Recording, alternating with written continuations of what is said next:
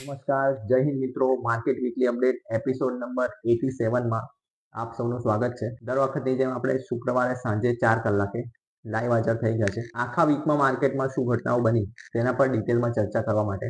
મિત્રો, આ કોઈ ટીપ કે ટ્રેડિંગ રિગાર્ડિંગ સેશન નથી. તો તમે કોઈ ચાર્ટ પેટર્ન કે કોઈ સિગ્નલ માટે અહીં આવ્યા હો તો તમે આ વિડીયોને સ્કીપ કરી શકો છો. પરંતુ જો ફંડામેન્ટલી અને ભારતની ઇકોનોમી પર અને ભારતીય શેર બજાર પર આગળની વ્યૂહરચના વિશે જાણવું હોય કે આગામી કયા પરિબળો ભારતની ઇકોનોમીને અસર કરી શકે છે, તો તે તમારે જાણવું હોય તો તેના માટે તમે સાચી જગ્યાએ છો. પેજ પર જો નવા આવ્યા હો તો અંત સુધી જોડાયેલા રહેજો.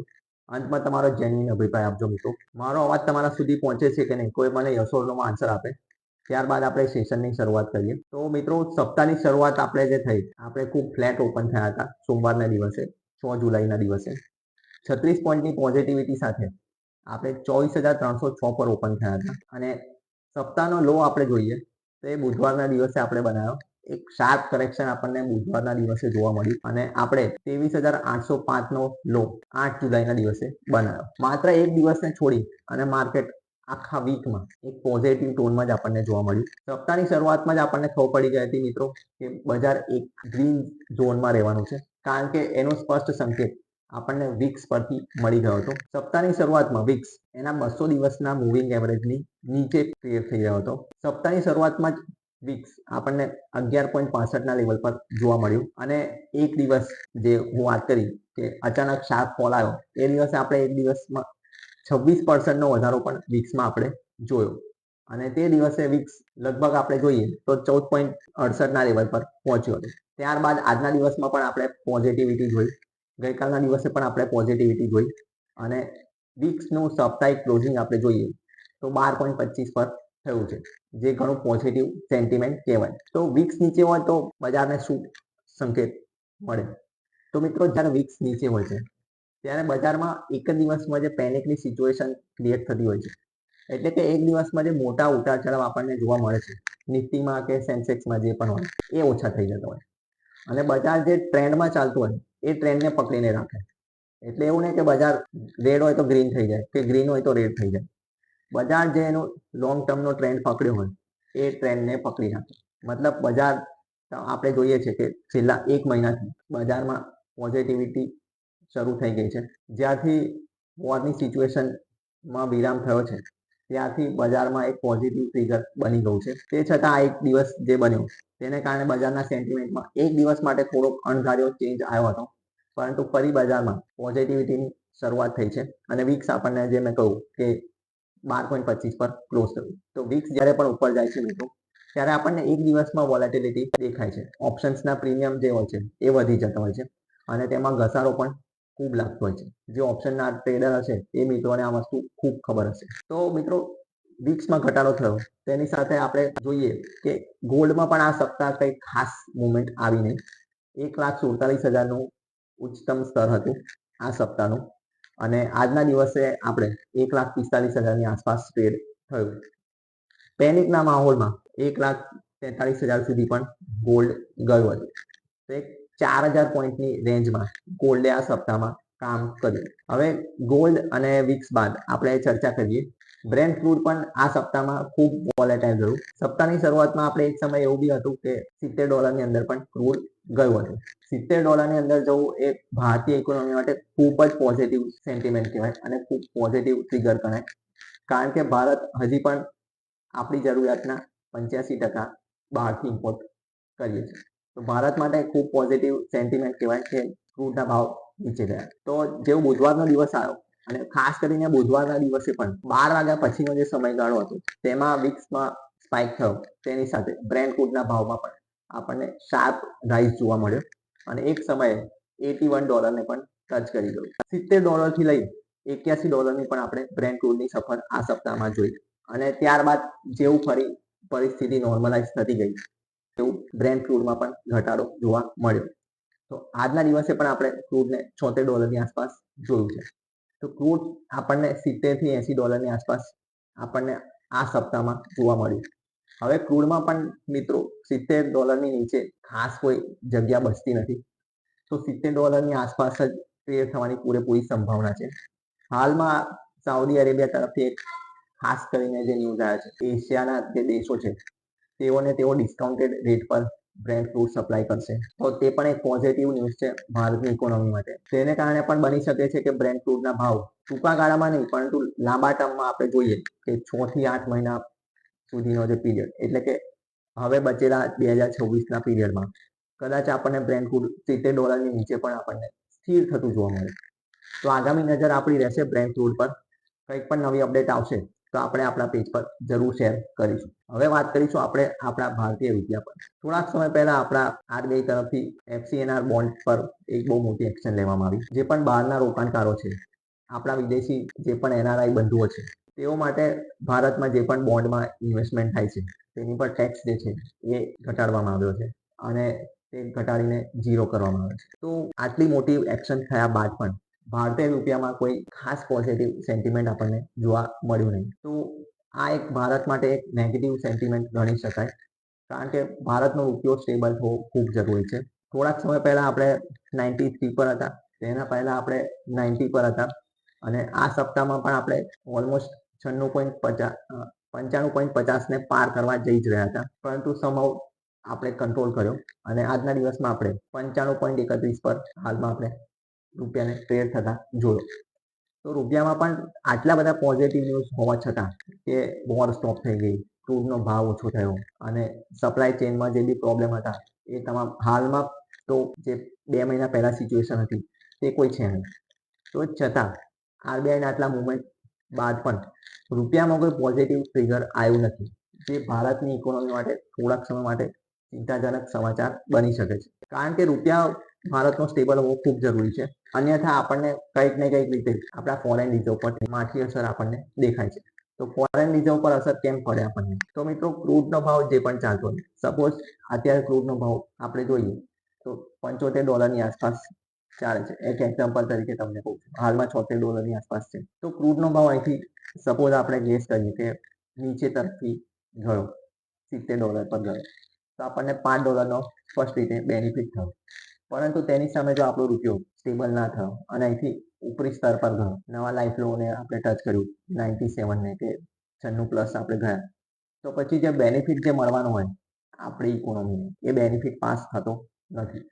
તો ભારતનો રૂપિયો સ્ટેબલ થવો ખૂબ જરૂરી છે અને ભારતના રૂપિયા સ્ટેબલ થવા પાછળ ભારતની ગવર્મેન્ટે અને ખાસ કરીને આપણા ફાઇનાન્સ મિનિસ્ટર અને આરબીઆઈ તરફથી ત્વરિત પગલાં લેવા ખૂબ જરૂરી છે. ત્વરિત પગલાં લેવા ખૂબ જરૂરી છે એટલા માટે કહું, કારણ કે ભારતીય માર્કેટમાં આ જે પણ મુવમેન્ટ ચાલી રહી છે, છેલ્લા 2 વર્ષથી ડીઆઈઆઈ પોતાની પોઝિશન હોલ્ડ કરીને બેઠા છે. ડીઆઈ દરેક સંકટના સમયે, એટલે કે લોકલ પ્લેયર, તમે જે પણ ઇન્વેસ્ટમેન્ટ કરો છો વાયા મ્યુચ્યુઅલ ફંડ કે તમારું જે પણ ડાયરેક્ટ ઇક્વિટીમાં ઇન્વેસ્ટમેન્ટ થતું હોય છે, તે ડીઆઈઆઈમાં કાઉન્ટ થાય અને રિટેલમાં કાઉન્ટ થાય.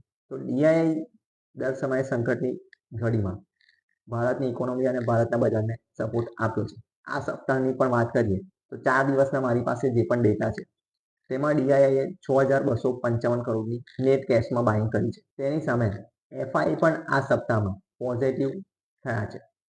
કેશ માર્કેટમાં પણ તેઓએ 2,066 કરોડની બાઇંગ કરી છે. આ 4 દિવસના ડેટા મેં પ્રસ્તુત કર્યા. આજના ડેટા આપણે રાતના માર્કેટ મૂડમાં ચર્ચા કરીશું. તો ભારતનો રૂપિયો સ્ટેબલ થવો કેમ જરૂરી છે? તો રૂપિયો જ્યારે પણ સ્ટેબલ થશે મિત્રો, ત્યારે એફઆઈનો ફ્લો ભારત તરફથી આવશે. હું રૂપિયો સ્ટેબલ થવાની વાત કરું એટલે એવું નહીં કે ડોલર મજબૂત થાય ના થાય. ડોલરનું જે પ્રભુત્વ છે એ દુનિયાના ઘણા દેશોમાં છે. ભારતનો રૂપિયો બહુ ઓછા દેશોમાં આપણે હાલમાં ટ્રેડ કરવાનું શરૂ કર્યું છે, એ પણ યુપીઆઈના માધ્યમથી. તો રૂપિયો મજબૂત થવો એ ભારતની ઇકોનોમી માટે ઇન્ટરનલી એક પોઝિટિવ સેન્ટિમેન્ટ બનાવી શકે છે અને જો રૂપિયો મજબૂત થાય તો આપણા ફોરેન રિઝર્વ પર પણ તેની પોઝિટિવ ઇમ્પેક્ટ આવી શકે છે અને આપણા જે એક્સપેન્સીસ જે છે તેમાં પણ ઘટાડો આવી શકે છે. કારણ કે જો ભારતનો રૂપિયો મજબૂત થયો અને જે મેં તમને કહ્યું કે બ્રેન્ટ ક્રૂડનો ભાવ જો $70 અંદર ગયો, હાલમાં આપણો રૂપિયો 95.30 આસપાસ છે. તો રૂપિયો મજબૂત હોય, ધારો કે અહીંથી લેસર વોલ્યુમ પર જાય 93, 92 કે 90 પર જાય, તો આપણી ઇકોનોમીને એક અલગ પ્રકારનો બૂસ્ટ મળશે. ત્યારે આપણો રૂપિયો નબળો પડતો હોય છે ત્યારે આપણી ઇકોનોમી પર 2 રીતના પ્રેશર આવતા હોય છે. એક તો આપણને ફોરેન રિઝર્વ પર એની હિટ પડતી હોય છે, પ્લસ તેના કારણે આપણા દેશમાં ઇન્ફ્લેશનમાં વધારો થતો હોય છે. તો આ એક પોઝિટિવ નેગેટિવ સેન્ટિમેન્ટ મેં તમને જણાયા માર્કેટમાં રૂપિયાના રિલેટેડ. હવે વાત કરીશું આપણે આગામી પરિબળો જે ભારતની ઇકોનોમીને ભારતીય શેર બજાર પર ઇમ્પેક્ટ કરી શકે છે. હવે આપણે જોઈએ છીએ મિત્રો માર્કેટમાં પોઝિટિવ સેન્ટિમેન્ટ બનવાના શરૂ થઈ. પ્રમોટરોએ પોતાના હિસ્સા વેચવાની શરૂઆત કરી દીધી છે. વાયા ઓએફએસ થી માંડી અને આઈપીઓ થી માંડી અને વેન્ચર ફંડ પણ પોતાની એક્ઝિટ લઈ રહ્યા છે. ક્યુઆઈપી આવે છે. હાલમાં સરકાર પણ પોતે પોતાના હિસ્સો અમુક ક્ષેત્રોમાં વેચી રહી છે. તો જ્યારે માર્કેટમાં પોઝિટિવિટી આવે છે ત્યારે માર્કેટમાં ડાયરેક્ટ ફ્લો વાયા ઇક્વિટી આવવાને બદલે સીધો જે તે પાર્ટીને જતો હોય છે. તો આ એક ઇમ્પેક્ટ થોડીક પડતી હોય છે બજારમાં સીધો પૈસો ના આવવાને બદલે.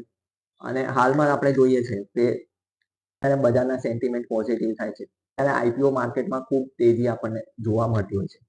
તો આઈપીઓમાં પણ આપણે ખાસ કરીને જે લોંગ ટર્મ ઇન્વેસ્ટરો છે એમણે બહુ ચૂઝ કરીને જે પણ આઈપીઓ છે તેમાં એપ્લાય કરવું જોઈએ. જો તમારે આ ઝંઝટમાં ના પડવું હોય તો ખાસ કરીને એક મ્યુચ્યુઅલ ફંડ આવતા હોય છે પર્ટિક્યુલરલી જે ખાસ કરીને આઈપીઓમાં ઇન્વેસ્ટ કરતા હોય છે, સારા આઈપીઓમાં ઇન્વેસ્ટ કરતા હોય છે. જો તમારે આ પર્ટિક્યુલર મ્યુચ્યુઅલ ફંડની કેટેગરીનું નામ જાણવું હોય તો તમે અમને કોમેન્ટમાં જણાવી શકો છો. તો અમે તમને એ વિશે પૂરેપૂરી માહિતી આપીશું. મ્યુચ્યુઅલ ફંડના માધ્યમથી તમે પણ આઈપીઓમાં ઇન્વેસ્ટમેન્ટ કરી શકો છો. આ પર્ટિક્યુલર સ્કીમ જે છે એ હું તમને કોમેન્ટમાં તમે મેસેજ કરશો એટલે તમને એના વિશે પૂરેપૂરી માહિતી આપીશ. તો આ તો થઈ આઈપીઓની વાત. હવે આપણને ખબર જ છે ડિફેન્સ એક્વિઝિશન કાઉન્સિલની મીટિંગ થઈ હતી સપ્તાહના અંતમાં, ગયા સપ્તાહના અંતમાં. એટલે આ સપ્તાહ માટેની આપણે ટ્રિગર આપણે ડિફેન્સના શેરોમાં આપણે જોયું. ડિફેન્સની વાત કરીએ મિત્રો તો 52,000 કરોડના નવા રક્ષા સોદાની મંજૂરી આપવામાં આવી છે. અને આ બેઠકમાં આપણે ખાસ કરીને જે ફોકસ જે રહ્યું છે આપણા ડિફેન્સ મિનિસ્ટરનું, મિસ્ટર રાજનાથસિંહ, તેમનું ફોકસ ખાસ કરીને જે છે એ ડિફેન્સ એક્સપોર્ટ વધારવા પર છે. તો આગામી સમયમાં આપણે ખાસ કરીને ડિફેન્સ સેક્ટર પર નજર રાખીશું. કંઈક પણ નવી અપડેટ આવશે તો આપણે આપણા પેજ પર જરૂરથી શેર કરીશું. હવે આગામી સેન્ટિમેન્ટ શું બની શકે છે બજારમાં? તો 8 તારીખથી આપણે આપણા પેજ પર ઇન્ફોર્મેશન શેર કરી હતી કે ગઈકાલથી રિઝલ્ટ સિઝન શરૂ થઈ રહી છે. એટલે કે સૌ પ્રથમ રિઝલ્ટ જે છે આ ક્વાર્ટરના એ હવે આવશે. આપણે ગઈકાલે ટાટા કન્સલ્ટન્સીના નંબર પર આપણે રોજ રાતે માર્કેટ પર ચર્ચા કરી હતી. માર્કેટ મૂળ આપણી સિરીઝ ચાલી રહી છે તે શેર સાથે આપણે નંબર પર નજર series specially four result season આપણે ચલાવીએ છીએ. તો આપણે દરરોજ જે પણ નિફ્ટીના રિઝલ્ટ આવશે તેના પર આપણે ડિટેલમાં ચર્ચા કરીશું. શું તેમના નંબર એક્સપેક્ટેડ હતા અને શું આંકડા આવ્યા છે, કંપનીનું આગળની કોમેન્ટ્રી શું છે તેના પર આપણે ડિટેલમાં તેના પર માહિતી શેર કરીએ છીએ. તો પેજ પર બન્યા રહેજો. નવી જે પણ માહિતી આવતી હોય છે એ આપણે ત્યાં શેર કરતા રહીએ છીએ. તો આ માર્કેટમાં જે પણ ઘટના બને છે એ નંબર પર નજર આપણે સિરીઝ જે ચાલુ કરી છે એ આગામી ઓગસ્ટના બીજા સપ્તાહ સુધી હાલમાં ચાલવાની પૂરેપૂરી સંભાવના છે. તો નંબર પર નજર એપિસોડ ખાસ તમે જોજો. જો તમારે પર્ટિક્યુલર કોઈ સેગમેન્ટ પર કે કોઈ કંપની પર તમારે ફોકસ કરવું હોય તો હાલમાં શરૂઆત આઈટી સેક્ટર સાથે થઈ છે. રોજ જે પણ કંપનીના નિફ્ટીના રિઝલ્ટ આવશે એ આપણે આપણા પેજ પર શેર કરીશું. હવે આગામી સેન્ટિમેન્ટ બજારમાં શું બની શકે? તો મહત્વનું સેન્ટિમેન્ટ આ મેં હાલમાં તમને જે કહ્યું કે ભારતના હાલમાં જે પણ ક્વાર્ટરલી રિઝલ્ટ પ્રસ્તુત થશે 2026ના ક્વાર્ટરના સૌ પ્રથમ ક્વાર્ટરના રિઝલ્ટ પર આપણે ચર્ચા કરીશું.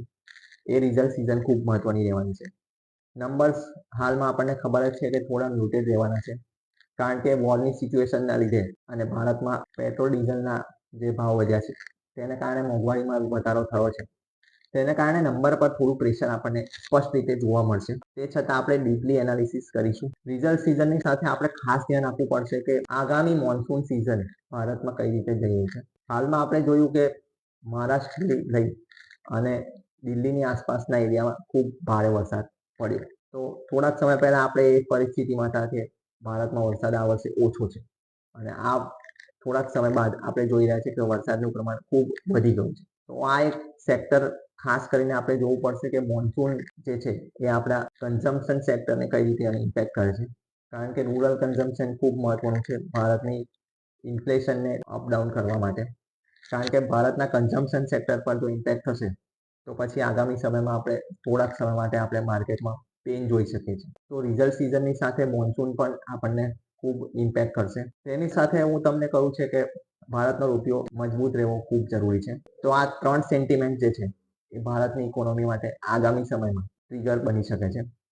વૈશ્વિક લેવલ પર જે પણ ઘટના બનશે મિત્રો તેના ટૂંકા ગાળાના જે પણ હિટ હશે કે ઉતાર ચઢાવ એ બજારમાં ચાલતા રહેશે, પરંતુ ખાસ કરીને ભારતીય માટે કોઈ ઇન્ટરનલી પ્રોબ્લેમ હાલમાં જણાઈ રહ્યો નથી. જો આ રિઝલ્ટ સિઝન પોઝિટિવ જાય અને વરસાદનું પ્રમાણ નોર્મલ રહે તો પછી આપણો બજાર એક અલગ ઝોનમાં.